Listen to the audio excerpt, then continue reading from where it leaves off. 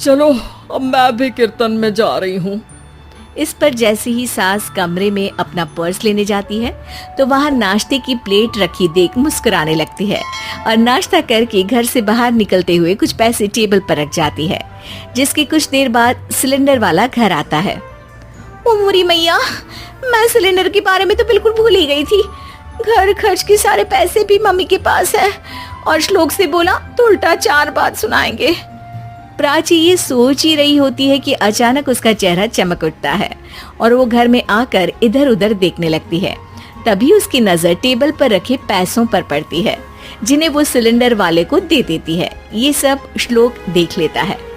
अच्छा बेटे, इतना बड़ा घोटाला, सबके सामने मैं तेरी दुश्मन और पीठ पीछे तेरी मेरी यारी।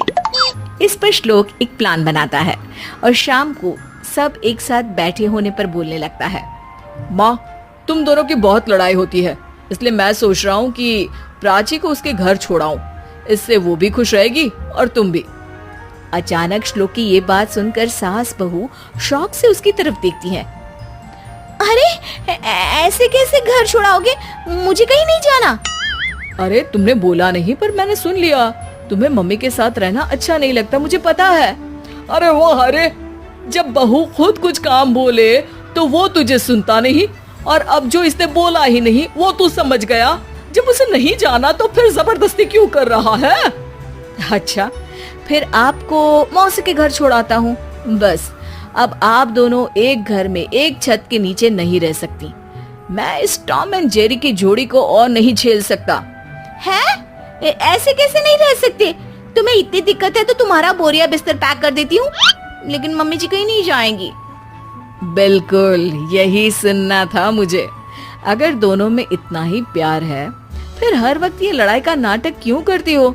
देखा मैंने कैसे माँ किचन में दूध रखती है और तुम उनके लिए कमरे में नाश्ता रखती हो, और कैसे वो पहले ही तुम्हारी दिक्कत समझकर घर में पैसे रखकर बाहर जाती है। अरे भाई, इतना ड्रामा तो डेली सोप में भी नहीं होता जितना तुम दोनों ने इस घर में फैलाया हुआ है। तू हमें टॉम एंड जेरी बोलता है ना, तो याद कर वो दोनों भी एक दूसरे को बाहर वालों की बुरी नजर से बचाने के लिए हमेशा सबके सामने लड़ते थे, लेकिन अकेले में दिक्कत के समय मदद भी तो करते थे। बस हमारा रिश्ता भी कुछ ऐसा ही है। और वैसे भी अगर सास बहू में तू मैं नहीं होती तो दुनिया वालों को कहानियां कैसे मिलेंगी?